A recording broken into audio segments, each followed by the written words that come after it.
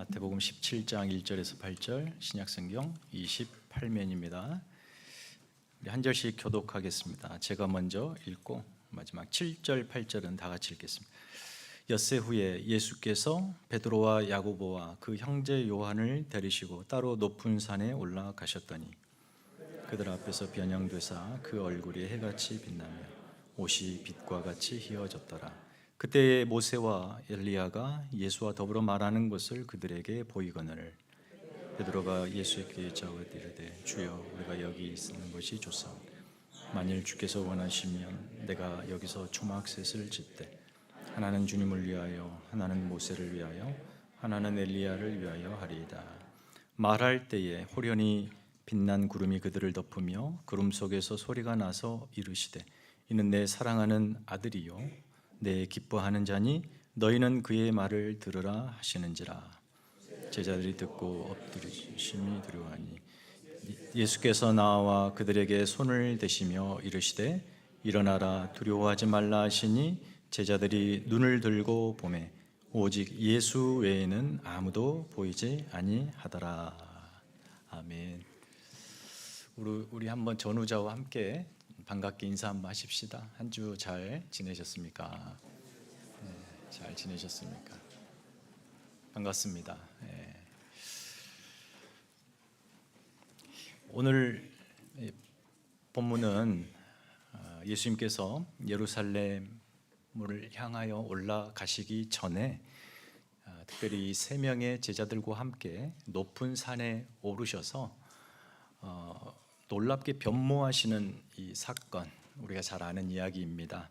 그래서 예수님께서 산에서 변화하셨다 하여 소위 변화산 사건이다 이렇게 제목을 붙여 이해하고 있죠.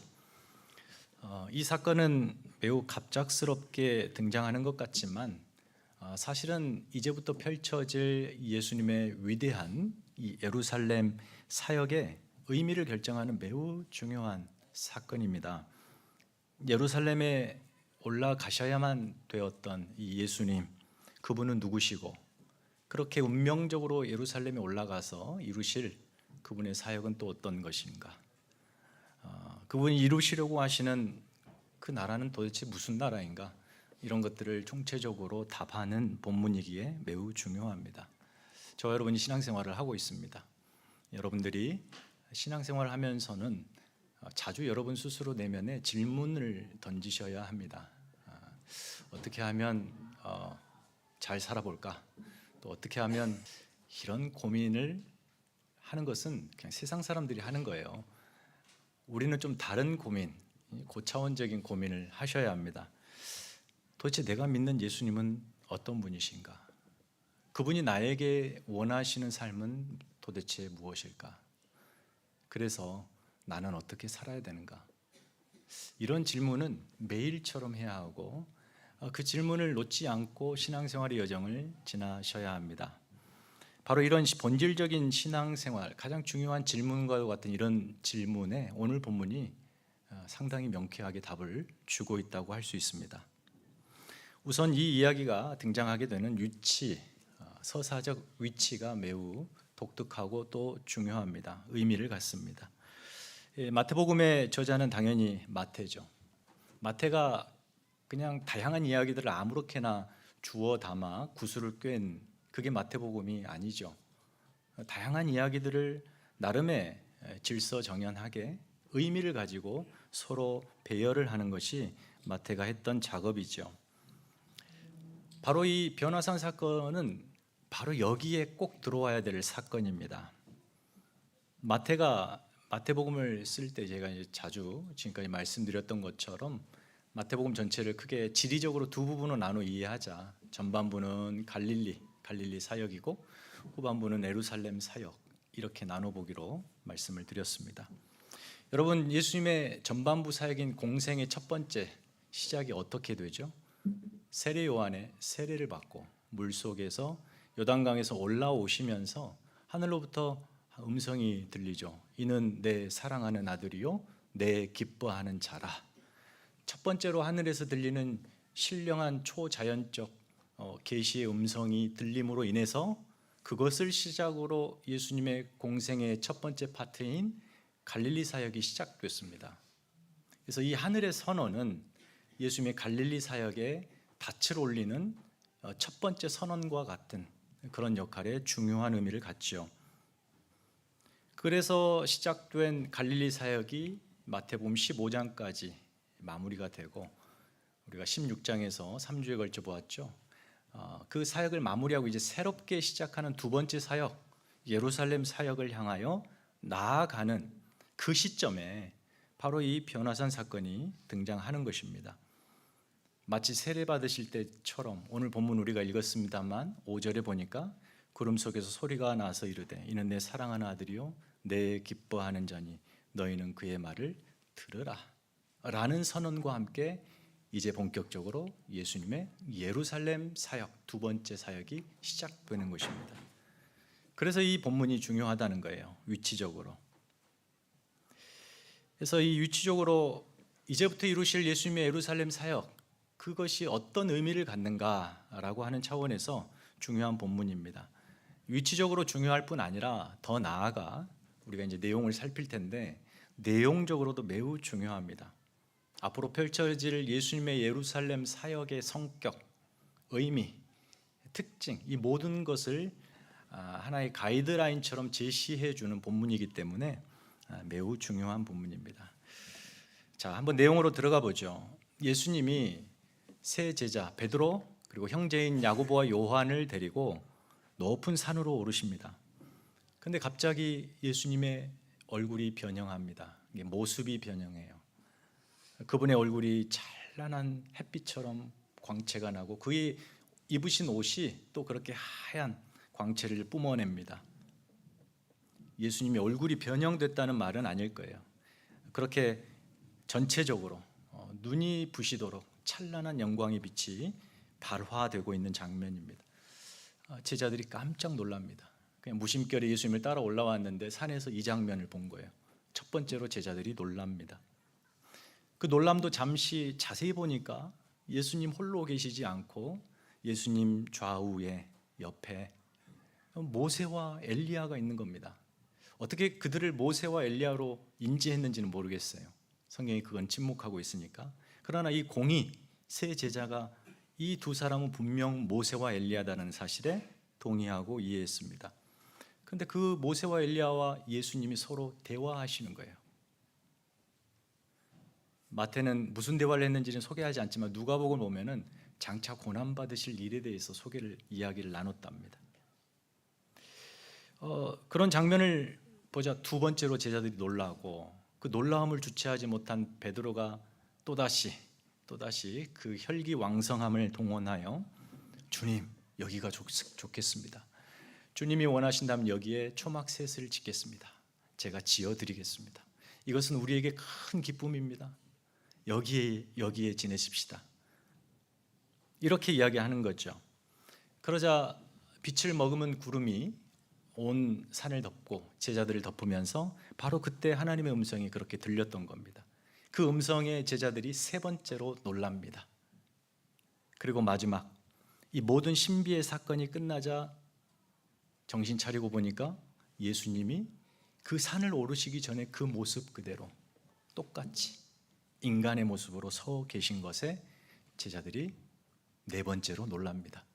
그러니까 이 짧은 본문 변화산 사건은 네 번의 놀라움으로 구성이 되어 있다라고 볼 수 있지요. 예산일이 아닙니다.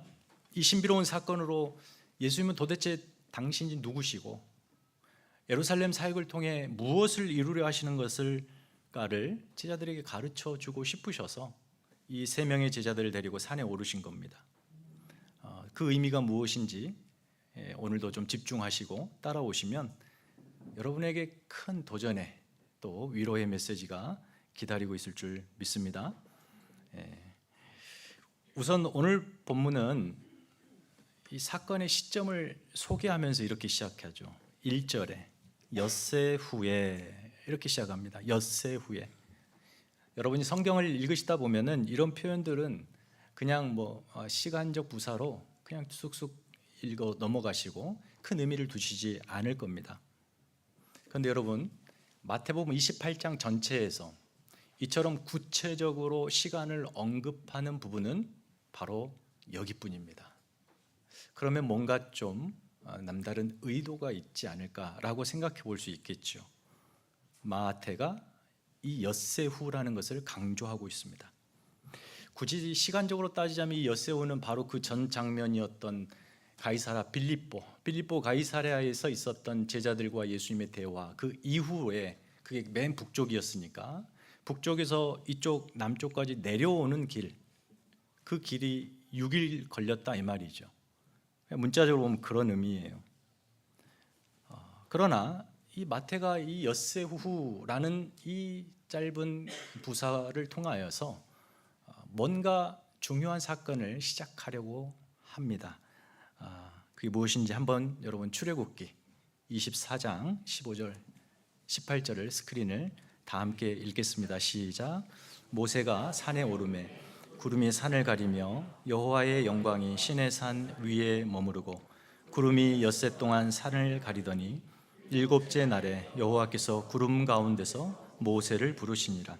산 위에 여호와의 영광이 이스라엘 자손의 눈에 맹렬한 불 같이 보였고 모세는 구름 속으로 들어가서 산 위에 올랐으며 모세가 40일 40야를 산에 있으리니라. 모세가 여호와의 산, 이 신의 산에 올라 율법을 받는 장면입니다. 여기 엿새 동안이라는 말이 나오죠. 굳이 이렇게 말 하나가 맞다고 굳이 이 사건을 끌어들이냐? 그렇지만은 않습니다. 엿새 동안 다음에 일곱째 날에 여호와의 영광이 신의 산을 두르고 모세를 부르시는 장면입니다.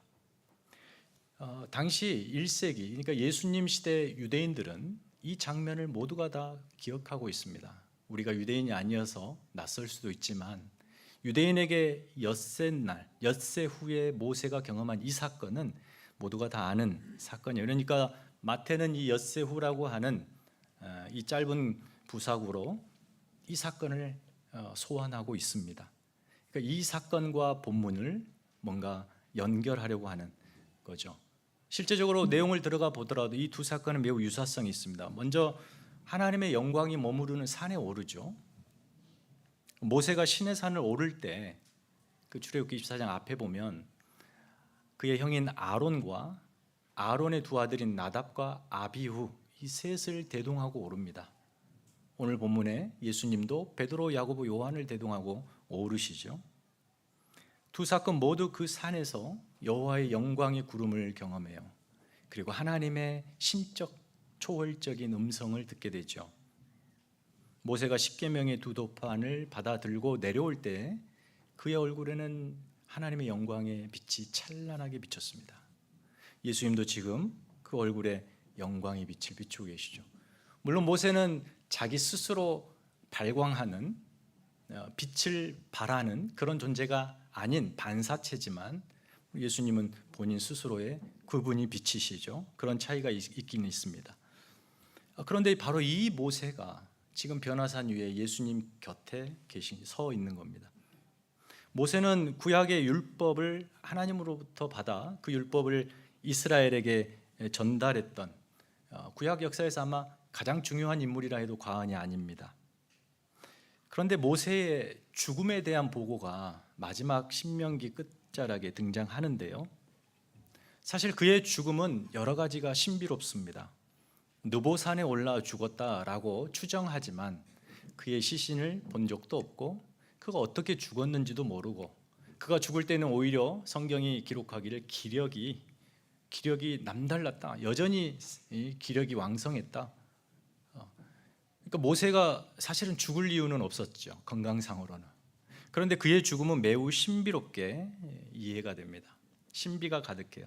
시체도 못 찾고 그는 그렇게 역사적 무대에서 신비롭게 사라집니다.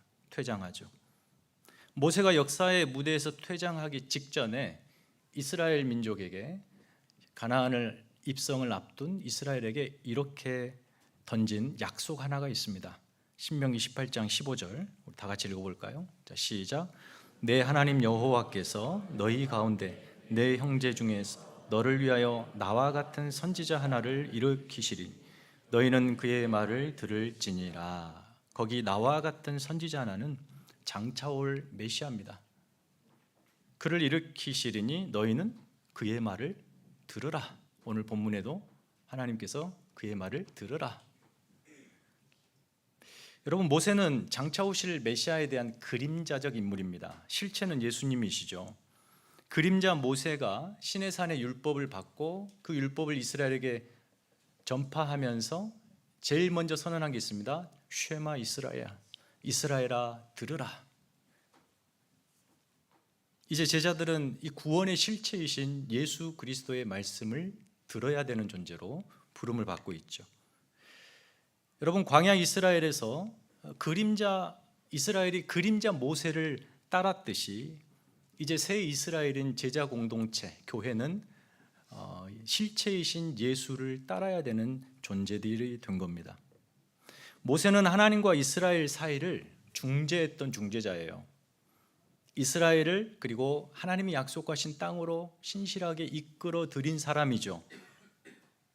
바로 지금 모세가 예수님 앞에 서 있다는 것은 그것을 의미하는 겁니다.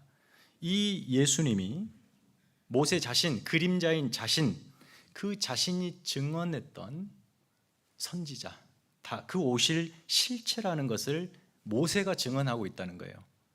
과거 하나님의 백성을 약속의 땅 가나안으로 이끈 모세는 지금 여기 서 계신 예수 그리스도, 바로 그분이 하나님의 백성을 모으시고 그들을 하나님과 중재케 하시며 그들을 하나님이 목적하신 자리로 신실하게 이끌어 들이실 것이라고 하는 증인으로, 이스라엘 역사에서 가장 신뢰할 만한 첫 번째 증인으로 등장하여 예수가 바로 그분이라는 사실을 증언하고 있는 것입니다. 그래서 모세가 등장해요. 자, 그런데 예수님 곁에 또 한 사람이 등장합니다. 엘리야입니다. 여러분, 구약의 인물 중에 정말 중요한 사람 꼽으라 하면은 저는 그 다음에는 사무엘이 아닐까, 혹은 다윗이 아닐까 그렇게 생각할 수도 있는데 뜻밖에도 엘리야입니다. 구약에서 엘리야도 모세만큼이나 만만치 않은 사람이죠. 사실 모세가 구약 율법을 대변하는 사람이라고 한다면 엘리야는 구약 선지자들을 대변하는 인물이에요. 그래서 예수님도 구약을 율법과 선지자로 요약하잖아요. 모세와 엘리야로 요약하시기도 합니다. 엘리야는 놀라운 기적을 행했습니다. 그 역시 이스라엘과 하나님을 중재했던 사람이죠. 무엇보다 엘리야도 하나님의 거룩한 산에 올랐던 사람이에요. 호렙산이죠. 거기서 놀라운 하나님의 영광을 체험하고 그분의 음성을 들었던 사람입니다. 엘리야에게 가장 뚜렷한 특징 하나가 있죠. 그것은 바로 그가 죽음을 맛보지 않고 하나님 나라를 갔다는 거예요. 엘리야가 이스라엘에게서 이처럼 중요한 이유는 사실 구약의 마지막 성경, 마지막 장, 마지막 절이 이렇게 예언하기 때문입니다. 말라기서 4장 5절 6절 다 같이 읽겠습니다. 시작. 보라, 여호와의 크고 두려운 날이 이르기 전에 내가 선지자 엘리야를 너희에게 보내리니 그가 아버지의 마음을 자녀에게로 돌이키게 하고 자녀들의 마음을 그들의 아버지에게로 돌이키게 하리라. 선지자 말라기에 따르면 메시아가 오실 그 마지막 때가 되면 반드시 엘리야가 먼저 온답니다. 이때 유대인들은 다시 올 엘리야를 다른 사람이 아니라 정말 죽지 않고 하늘로 갔던 그가 다시 올 거라고 믿었습니다. 그래서 그를 기다렸죠. 그런데 지금 변화산에서 예수님 옆에 엘리야가 서 있는 겁니다. 엘리야가 서 있다는 것은 말라기의 예언처럼 바로 여호와의 크고 두려운 날이 왔다는 거예요. 도래했다는 겁니다. 예수님이 바로 그 날에 오실 메시아라는 사실을 두 번째 믿음직스러운 구약의 엘리야 선지자가 보증하고 있습니다. 여러분, 모세와 엘리야 이 두 사람에게는 공통점이 있어요. 첫째, 이들은 못난 이스라엘과 그 못난 이스라엘을 참아내시는 하나님 사이에 중재자 역할을 합니다. 그래서 이스라엘의 삶에 들어가서 그들의 못난 현실을 함께 살아내는 역할을 합니다. 모세는 이집트의 종되었던 그들이 빠져나와 광야에서 그들과 함께 끊임없이 하나님을 향하여 불평과 원망하는 그들과 함께 40년을 그의 생애 3분의 1, 마지막 3분의 1을 다 쏟아서 그 이스라엘과 함께 고난의 광야길을 걸읍니다. 그러면서 하나님이 누구시고 이스라엘 너희를 향한 하나님의 뜻이 무엇인지 신실하게 매일 40년을 그들 앞에 증언했던 그런 사람이죠. 엘리야는요, 당시 북이스라엘은 가장 타락한 시대입니다. 아합이 왕이었고 그의 부인 이세벨이 이스라엘을 완전히 바알 숭배 나라로 바꿔버린 그때입니다. 끝까지 반역하며 하나님을 외면했던 북이스라엘을 향하여 엘리야가 외쳤던 거죠. 하나님께로 돌아오라는 거예요. 자녀들의 마음을, 아비의 마음을 서로 돌려 하나님께로 향하게 하는 그 사역을 했던 증언의 사람 엘리야. 그런 차원에서 불순종하는 이스라엘의 그 고난의 삶에 동참했던 것에서 이 두 사람은 공통점을 갖습니다. 도망치지 않았어요. 그들의 삶에 들어갔습니다. 또 하나의 공통점이 있습니다. 모세와 엘리야의 공통점. 그렇게 하나님의 비전을 가지고 그 말씀을 가지고 이스라엘 안으로 들어갔는데 정작 하나님의 백성 이스라엘로부터 이 두 사람은 철저하게 외면과 배척을 당합니다. 배반과 불순종을 견뎌야만 했습니다. 자, 이것이 보여준 모세와 엘리야의 공통적인 사역의 모습인데 바로 이 모습이 그대로 예수께서, 이건 이제 그림자였고 이제 실체이신 예수님께서 이 사역을 하러 오시는 겁니다. 이들의 위대함, 모세와 엘리야의 위대함은 그런 못난 이스라엘의 역사 속에 들어가서 하나님과 이스라엘 사이를 중보하며 그들에게 하나님 뜻을 보여주고 하나님이 그들에게 두신 목적들을 이끌기 위하여 신실하게 그들과 함께 삶을 사는 데 생을 던졌다는 거예요. 결코 쉬운 일이 아니죠.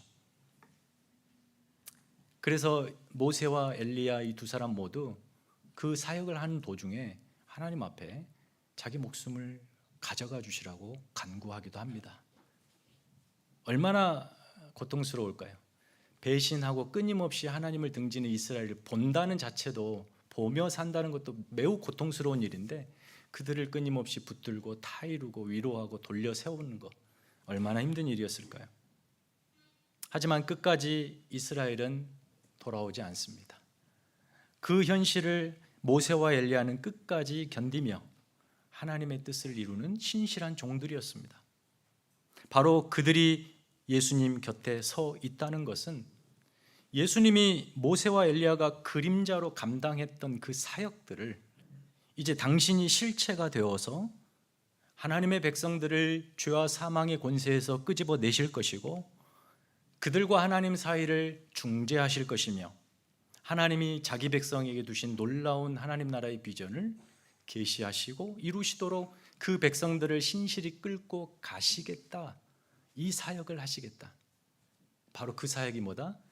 예루살렘 사역이다 이 말이에요. 이쯤 되면 고개가 끄덕끄덕해져야 되고 이래야 되는데 깨닫지 못하는 건 제 탓이 아닙니다. 항상 말씀드리지만, 그러니까 지금 모세와 엘리야가 예수님이 누구시고 그분이 무슨 일을 하실 건가를 가장 신뢰할 만한 두 증인으로 등장하여 증언하고 있다는 겁니다. 그동안 베드로를 포함하여 제자들은 오해했잖아요. 예루살렘 길이 나라를 세우는 길이고 한 자리씩 얻는 길이고 영광받는 길이고 섬김받는, 통치하는 길이라고 생각하고 있잖아요. 그 생각들을 완전히 뒤집어 놓는 겁니다. 변화산 사건은 그래서 중요해요. 예수가 예루살렘 사역을 앞두고 제자들에게 바로 당신이 그 하나님의 아들 메시아라는 사실을 보여주려고 이 놀라운 신비로운 사건을 제자들 앞에 보여주신 겁니다. 그런데 사실상 정말 중요한 부분은 이제 그 다음입니다. 예수님께서 당신이 놀라운 신비로운 빛을 발하시며 제자들을 그 신비로 압도하시려고 변화산에 데려간 것이 아닙니다. 정말 충격적인 장면은 마지막입니다. 4번의 놀람 중에 가장 놀라운 사건은 마지막 장면이에요. 우리 마지막 절 8절 말씀을 다 같이 읽겠습니다. 17장 8절 시작. 제자들이 눈을 들고 보매 오직 예수 외에는 아무도 보이지 아니하더라. 여기가 중요합니다. 좀 집중해서 들으십시오. 그냥 평범하죠. 다시 원래로 되돌아온 상태, 예수 외에 아무도 없는 평범한 제자리로 돌아온. 그런데 이 선언, 이 구절이 놀라운 충격을 우리에게 준다는 것입니다. 왜일까요? 자, 천상의 방문객들이 호련히 사라졌습니다. 이제 예수 홀로 남았습니다. 그 찬란했던 영광, 옷에서부터 온 몸에서 뿜어내는 그 영광의 빛도 사라졌습니다.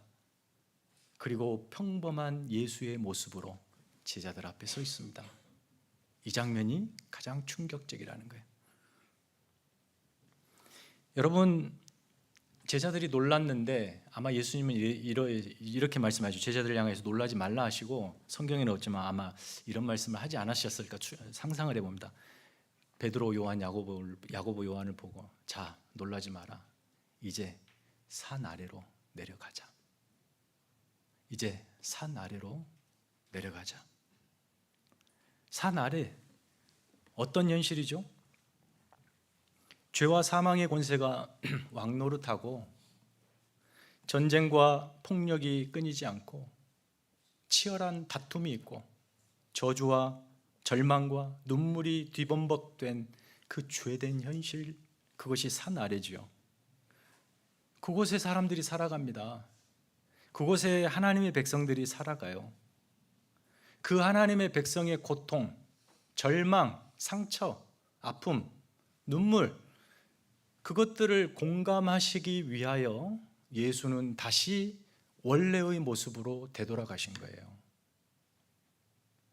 제자들의 이스라엘의 못난 현실에 이 모세와 엘리야가 들어갔던 것처럼 제자들의 이 불신하고 여전히 의심하는 못난 현실 속으로 예수께서 들어오시려고, 들어와서 그들을 가장 위대한 하나님의 백성인 교회를 만드시려고 그렇게 인간, 제자들과 똑같은 그 방불한 모습으로 다시 변화되신 거예요. 예수님이 제자들을 불러서 산으로 올라와라. 우리 여기서 초막 짓고 살자.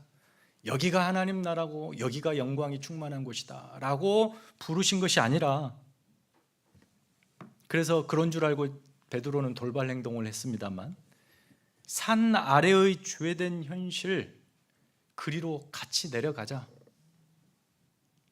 자기 백성들과 함께 고난의 길을 걷겠다고 하시는 거죠.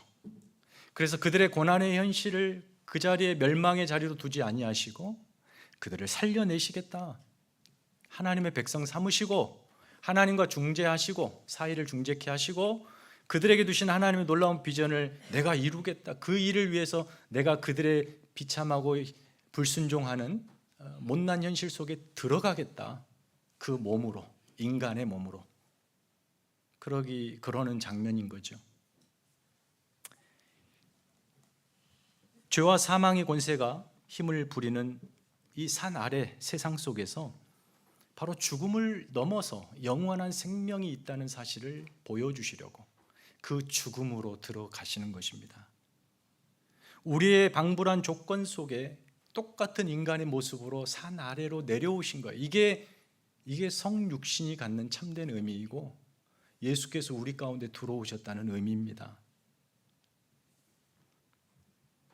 변화산의 영광스러운 찬란한 빛을 발하시며 여러분의 삶에 들어오신 것이 아니라는 거예요.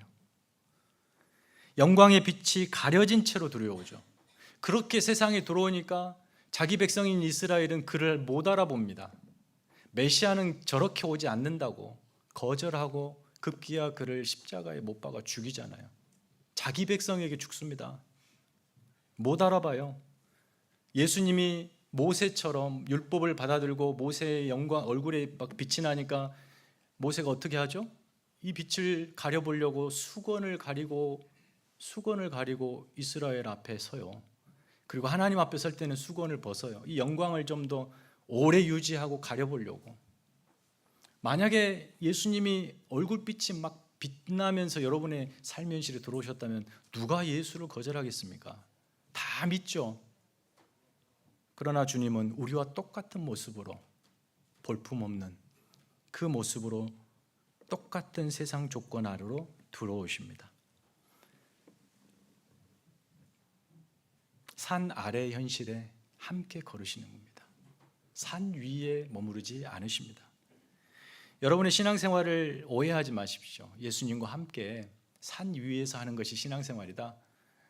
그래서 늘 기쁘고 웃고 모든 삶이 만족스럽고 신비롭고 가슴 설레고 뜨겁고 이게 살만 난다. 이렇게 사는 사람은 좀 병원을 가시는 게 좋겠습니다.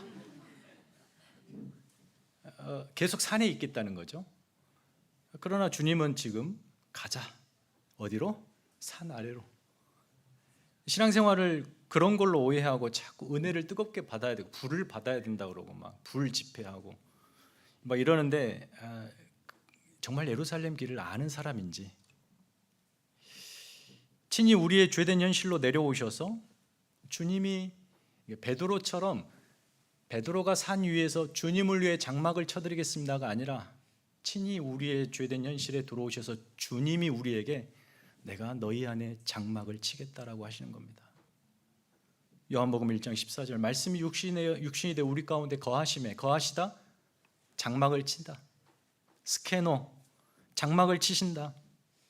그러니까 우리가 뭘 봐요? 하나님의 영광을 보는 것입니다. 아버지의 독생자의 영광을 통해 하나님을 보는 거예요. 은혜와 진리의 충만함이 무엇인지를 깨닫게 되는 거예요. 여러분이 주일날 이렇게 예배 자리에 오는 것은 일종의 변화산에 오르시는 거라고 생각합니다. 은혜를 받으시고 여기가 좋사오니 여기서 그냥 살았으면 좋겠다. 아니요, 나가세요. 예배 끝나면 훅 나가십시오. 여러분이 사실 곳은 이곳이 아닙니다. 삶의 자리예요. 여러분의 현실, 산 아래입니다. 두려워하지 마십시오. 왜요? 주님이 그 자리를 함께 가시자고 하시잖아요. 하나님의 영광을 우리 삶에 보여주시려고 우리 안에 장막을 치십니다. 모세를 보세요. 광야 이스라엘에게 하나님의 영광을 보여주었던 등대 같은 사람이었습니다. 이스라엘과 함께 그 고난의 광야길을 걷죠. 히브리서 11장에 25절에 이 모세를 믿음의 사람으로 소개하면서 히브리서 기자가 이렇게 이야기하죠. 그는 바로의 공주의 아들의 그 위치를 기뻐하지 않고 오히려 하나님의 백성과 함께 고난받는 일을 기뻐하여 이 일에 순종합니다. 이걸 믿음이라고 얘기하죠. 그랬던 사람이요. 이스라엘과 함께 고난받았던 사람 모세. 엘리야는요, 흑암의 북이스라엘의 영적인 상태, 우상 숭배와 불신앙으로 완전히 어두워졌던 그 어둠을 향하여 한 줄기 빛을 발하면서 돌아오라고 외쳤던, 그래서 그 불순종의 고난의 현실에 함께 있었던 그런 사람이죠. 예수님이 누구십니까? 죄와 사망의 권세가 득세하고 폭력과 탐욕이 넘쳐나는, 그리고 쾌락과 방종이 전부인 저 세상 속에 산 아래 현실에 교회를 두시는 거예요. 우리를 두시는 거죠. 우리를 불러 모아 산으로 올라가자 해서 거기서 교회를 세우고 거기서 하나님 나라를 세우신 것이 아니라 저 처절한 고통의 삶의 자리 속에 우리를 보내시고, 아니 우리 스스로가 겪는 우리의 삶이 고통입니다. 아픔이고 절망입니다. 그 삶의 자리에 들어오셔서 우리와 함께 고난 받으시겠다고 하시는 거죠. 그렇게 고난으로 끝나나요? 영광이 있잖아요. 부활이 있고 영원한 생명, 그것이 있다는 것을 우리로 하여금 끊임없이 가르쳐 배우고 믿게 하시는 것. 우리가 오늘을 사는 이 삶의 현장이 어떤 곳입니까? 다시 말해 산 아래의 현실이 어떻습니까? 그 어느 때보다도 지금 우리가 경험하고 있는 세상은 도처에서 죽음의 권세가 가장 강렬하게 역사하고 있는 것 같습니다. 기세등등합니다. 한쪽에서는 지구촌 곳곳의 전쟁으로 무고한 사람들이 죽고 삶의 터전이 망가지고, 기근과 가난과 자연재해로 사람들이 수도 없이 죽어나가고 고통 속에 신음하고 있습니다. 근데 같은 지구 같은 시간에 다른 한쪽에서는 자신의 인생을 허랑방탕하게 쾌락과 물질의 노예로 살아가면서 그 고통의 현실을 1도 공감하지 못한 채 나는 그 현실이 없기 때문에 나는 행복하고 만족스럽고 나는 즐겁게 산다. 그렇게 자기 마음껏 자기 인생을 단 한 번 사는 그 인생을 자기 원대로 살아가며 소비하고 낭비하는 사람들이 넘쳐나고 있죠. 그러나 여러분, 두 부류의 현실을 보면 분명히 다를 겁니다. 하나는 죽음이고 하나는 살아있는 즐거움일 텐데 하나님의 시선에서 보면 이 두 사람들은 동일합니다. 이 쾌락과 향락에 중독되어 인생을 소비하고 낭비하는 사람들, 그들도 그들의 영혼이 고통하고 있습니다. 화려해 보이지만 저마다 그 영혼의 아픔이 있고 상처가 있습니다. 온갖 질병의 허덕이죠. 잠시 불나방처럼 그 쾌락을 향하여 질주하여 망가뜨릴 뿐입니다. 고통입니다. 이것이 산 아래의 민낯입니다. 왜 교회를 거기 두시냐는 거예요. 왜 우리의 삶을 거기서 살게 하시냐는 거예요. 바로 우리가 우리 안에 거하시는 예수께서 그 고난의 현실을 함께 걸으시려고, 그리고 그들에게 생명이 무엇인지를 보여주고 하나님의 영광이 무엇인지, 어떻게 사는 것이 참된 인간의 본연의 삶이고 창조주 하나님이 기뻐하시고 영광받는 일인지를 증언토록 교회를 거기 두시는 겁니다. 사랑하는 성도 여러분, 여러분은 절대 여러분 생애를 혼자 사는 것 아닙니다. 여러분 인생에 주님이 들어와 장막을 치셨습니다. 여러분의 생애가 누구와 동행하고 있는 것인가를 잊지 않기를 바랍니다. 우리가 어떤 존재로 그래서 부름을 받고 누구와 함께 걸어가고 있는지, 여러분의 삶이 비록 고통의 자리이고 상처이고 눈물이고 두려움의 현실이라 할지라도 그 길을 앞서 가셨고 죽음도 걸어 들어가셨던, 그리고 영원한 생명으로 자신을 증언하셨던 우리 구주 예수께서 함께 걷고 계십니다. 천상의 소리가 우리에게 들리는 것 같지 않습니까? 이는 내 사랑하는 아들이요 내 기뻐하는 자라. 그러니 너희는 다만 그의 말을 들으라. 인간을 죄와 사망의 권세에서 해방하시고 하나님과 인간 사이를 샬롬으로 중재하시며 그의 백성을 진리로 인도하셔서 영원한 하나님 나라로 들이실 그 주님이 멈추지 않고 우리와 일하고 계십니다. 마지막으로 이 철없던 베드로가 나중에 어떻게 변했는지는 우리는 다 알고 있습니다. 베드로가 죽음을 앞둔 마지막 쓴 글이 있거든요. 베드로 전후서인데 그 베드로후서에서 베드로가 이런 말을 사랑하는 성도들에게 마지막으로 외칩니다. 우리 주 예수 그리스도를 알기에 게으르지 않고 열매 없는 자가 되지 않게 하라. 허랑방탕하게 살지 말고 예수 아는 일에 너 자신을 던져라. 그것이 열매 맺는 길이요 주님이 동행하시는 기뻐하시는 너의 진정한 삶이란다. 이렇게 마지막으로 전달하고 있는 것입니다. 우리의 삶의 자리로 걸어 들어와 장막 치신 그분과 신앙 여정, 그 예루살렘 길을 성실히 오르십시오. 죽음의 길입니다. 화려하고 영광스러운 길이 아니에요. 그 죽음의 길 너머에 세상이 줄 수 없는 충만한 영광이 우리에게 기다리고 있다. 소망 가지시고 승리하시는 저와 여러분 되시기를 축원합니다. 찬양하십시다. 온 마음 다해. 사랑하는 성도 여러분, 이 시간에 말씀을 생각하면서 여러분 각자에게 이 시간 주시는 은혜, 어루만지신 하나님의 손길을 다시 한번 생각하면서 고난의 연속인 여러분의 삶에 주님이 들어와 계십니다. 물론 하나님의 아들이십니다. 그리스도 메시아이십니다. 영적인 권세와 능력이 충만하신 하나님의 아들이십니다. 그러나 그분이 우리와 똑같은 모습으로 이 죄악된 사날의 현실을 살아내셨습니다. 하나님 앞에 가장 명예롭고 영광스럽고 하나님이 기뻐하시는 삶을 살아주셨습니다. 그리고 그 삶을 우리도 살도록 우리의 삶에 똑같은 인간의 모습으로 들어오셔서 우리와 함께 장막지고 걷자 하십니다. 우리가 걷는 광야 그 길에 하나님의 영광이 충만하게 경험되도록 우리를 예루살렘으로 이끌고 계시다는 것 순종하시기 바랍니다. 주님이 여러분 가운데 말씀하시는 말씀이신 주님의 그 음성을 들으시고 앞서가시는 그분을 묵묵히 따라가는 순종의 삶이 되기를 바랍니다. 그것이 여러분이 살아낼 수 있는 하나님 앞에 가장 영광스러운 삶이고 주님이 기뻐하시는 삶입니다. 그 삶에 헌신하겠습니다. 예루살렘 길을 믿음으로 걸어가겠습니다. 다짐하시며 함께 기도하겠습니다. 하나님 아버지, 주께서 우리에게 원하시는 삶이 무엇인지를 깨닫게 하여 주시옵소서. 하나님, 고난이 많고 두려움이 많은 현실 속에서 근심과 불안과 걱정과 염려가 나의 내면을 뒤덮는 현실 속에서 무엇을 의지해야 되고 어디를 따라가야 될지 모르고 방황하는 우리의 삶 속에 주님이 들어와 계십니다. 주님이 장막을 지셨고 가장 영광스러운 하나님이 기뻐하시는 삶으로 우리를 이끌고 계십니다. 믿음의 눈을 열어 주님을 보게 하여 주시옵소서.